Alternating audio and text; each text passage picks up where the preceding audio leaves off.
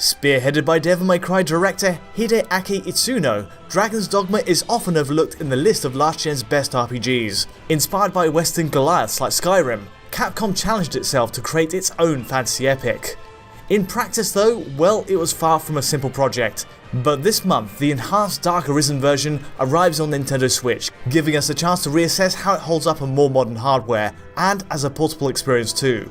How does it run? And does it have more in common with the PS4 and Xbox One remaster than the PS3 and 360 originals? Let's find out. Developed over the course of 3 years, Dragon's Dogma runs on MT framework, common to most of its games at the time. Following its work on Devil May Cry 4, it made sense for the team to use familiar engine tech. However, it was a break away from the linear structure of most AAA titles to that point.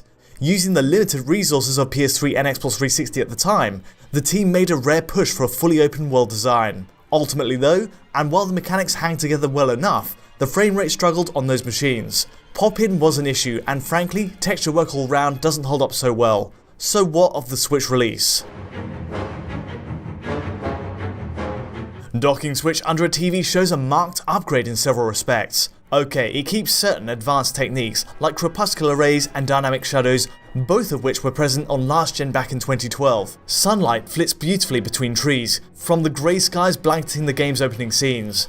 Meanwhile, character shadows are a real feature of underground dungeons and night battles. Torchlight creates a sharp directional shadow, much in the same way Dark Souls 2 characters form silhouettes on the scenery around bonfires. It gives light a great sense of impact to these scenes, where lanterns are often crucial to making progress.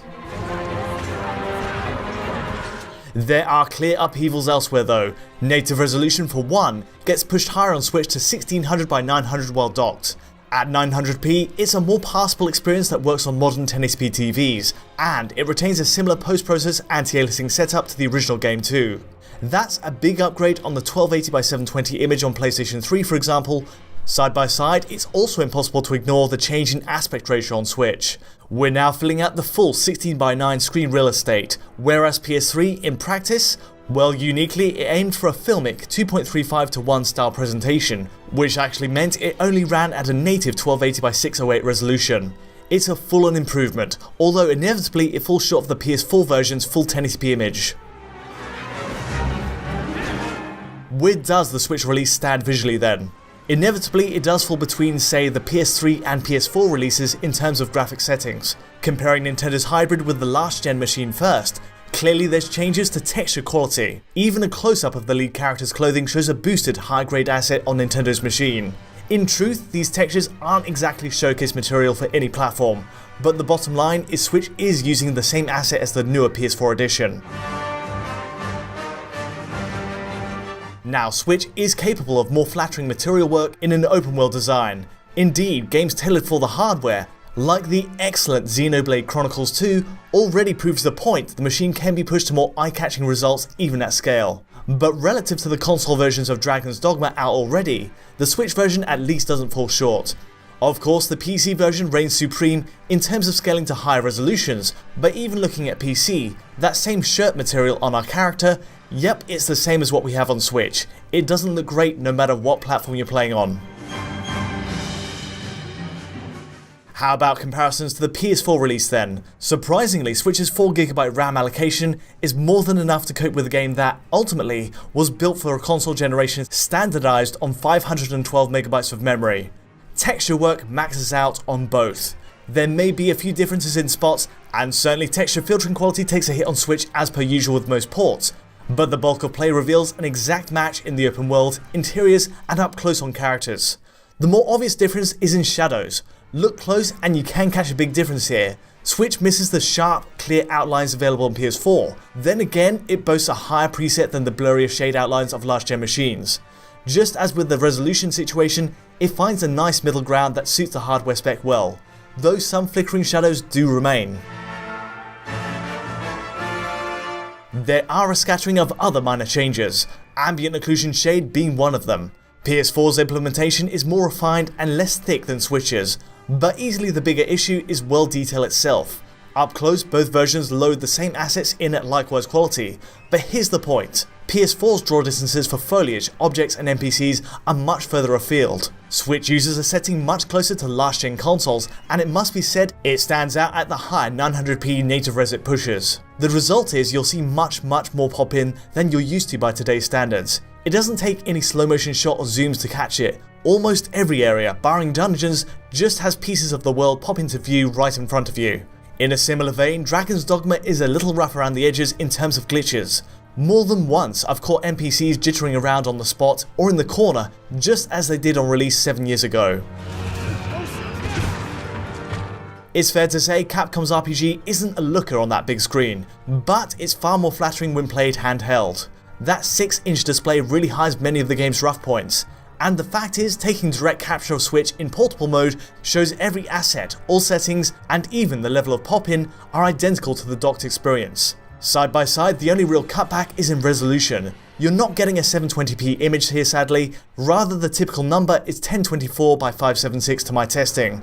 At 576p, we're looking at 56% of the pixels pushed of the screen's maximum 720p, so there is a real saving on the GPU bandwidth there, and certainly compared to the 900p while docked.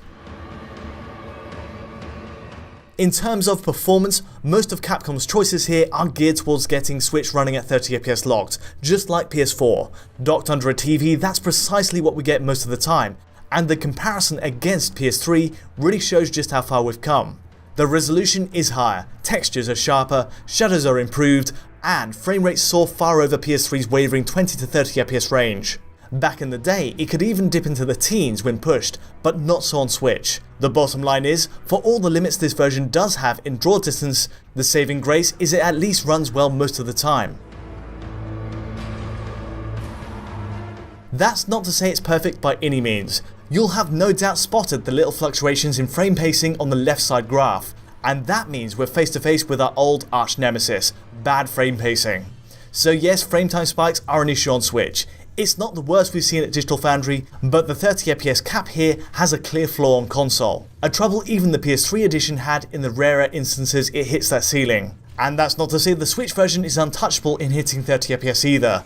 The initial dragon battle shows heavy alpha can still tank the console's performance down to near 20fps.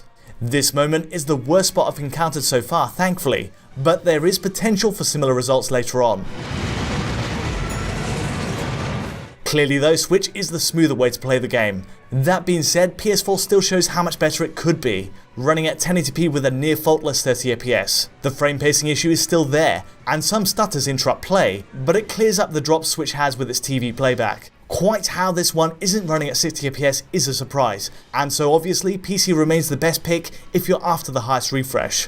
As an example of what Switch misses though, it's got to be said, barring a few drops, it holds up rather well to PS4 given the huge gulf in GPU power between them. Plus, it does at least run fully V-Synced as well, which wasn't the case on the Xbox 360 version back in the day. The ace in the hand for Switch is the portable play. Sadly, this is where the package falls a bit short, and frame rates just aren't as strong as you might expect. The cutback in resolution is huge, but it's still not enough to offset the drop in GPU bandwidth while running off the battery.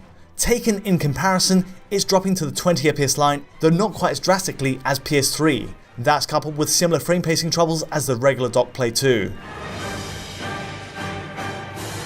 It's easy to compare in-engine cutscenes to get a sense of the delta between docked and portable play. However, the reality of unscripted, freeform gameplay follows the same pattern.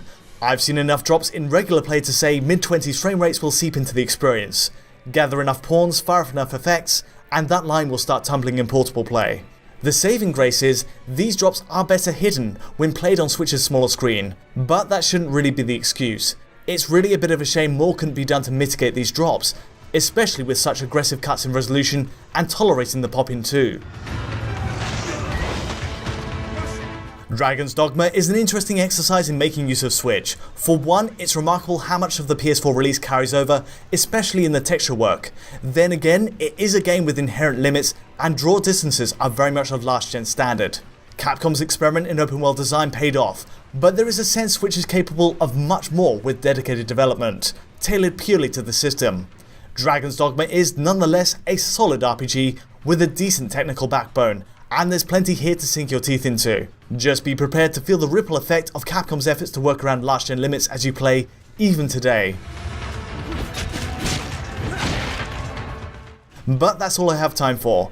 If you did appreciate this analysis, do feel free to like or subscribe to our channel to support what we do at Digital Foundry. And don't forget to hit the bell to get notifications as any video lands.